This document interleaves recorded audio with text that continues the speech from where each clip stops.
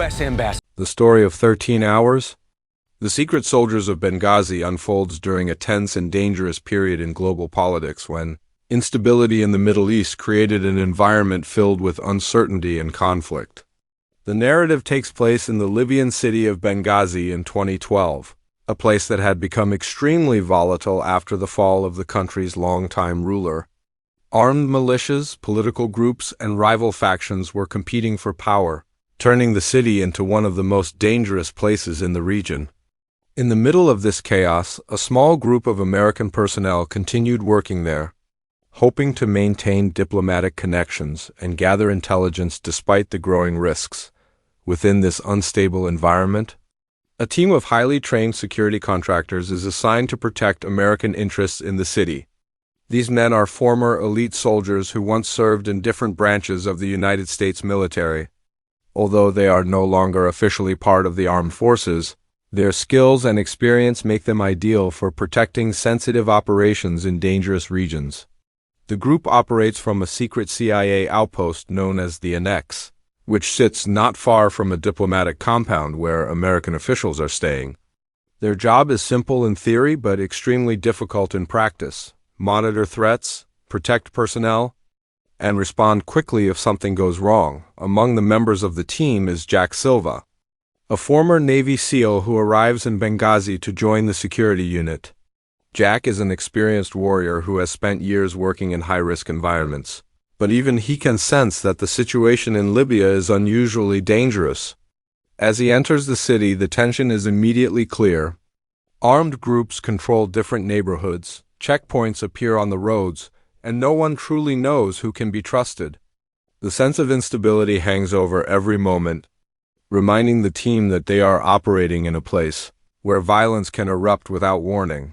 Jack is greeted by Tyrone "Roan" Woods, the respected leader of the security team and a close friend. Roan is known for his calm leadership and deep understanding of the complex environment they are working in.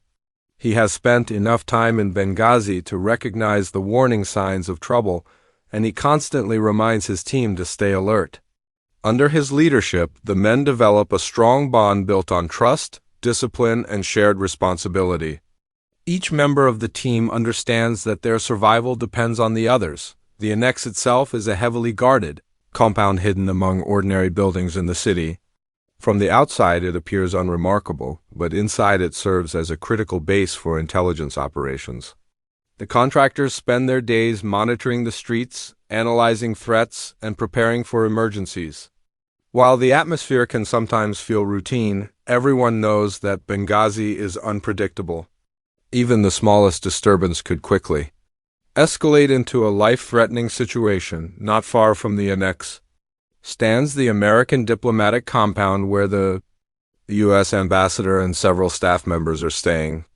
The ambassador is visiting the city in an effort to strengthen relationships and maintain communication with local leaders during a time of political turmoil. Although security concerns have been raised, the mission continues because diplomacy is considered essential for stabilizing the region.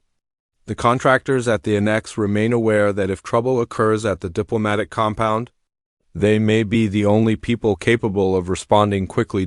As night falls on September 11, 2012, the fragile calm of Benghazi begins to crack.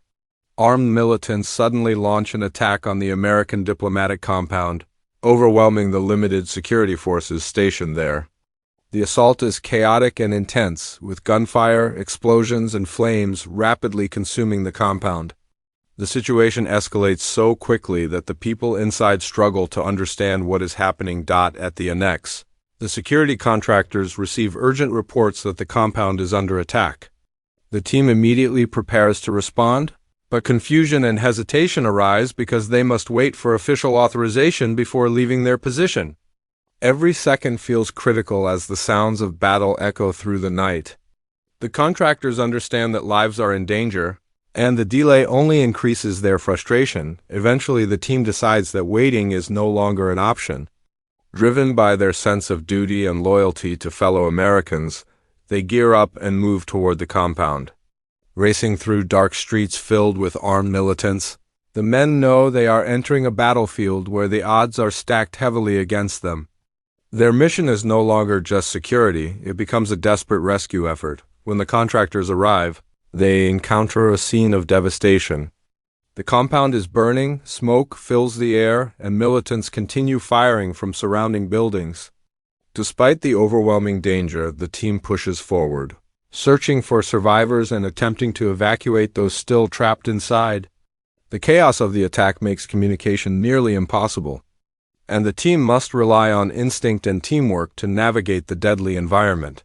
The night quickly turns into a prolonged battle, as waves of attackers continue targeting American positions. After rescuing the survivors they can find, the contractors retreat to the annex along with the remaining personnel. However, the fight is far from over. Militants begin preparing another assault, this time aiming directly at the annex itself.